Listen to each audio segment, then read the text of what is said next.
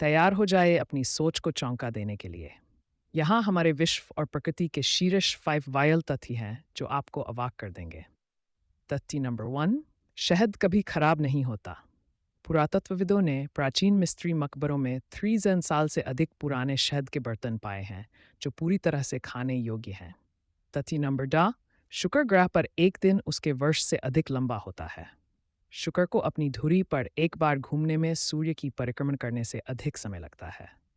तथ्य नंबर 3, पृथ्वी के जल की सतह पर सूर्यास्त के समय प्रकृति की मोहक छटा देखने योग्य होती है। ये लगभग समय के ठहराव जैसा एहसास दिलाती है। तथ्य 4, पांडा अपनी जिंदगी के लगभग 14 टन 16 घंटे सिर्फ खाना खाते हुए बिताते हैं, मुख्यतः बांस। इसका कारण उनकी धीमी पाचन प्रक्रिया है। तथ्य में बी, ब्रह्मांड की विस्तारशीलता के कारण हर सेकंड में दूरी वर्गमेल हो जाती है। इसे समझना लगभग असंभव लगता है।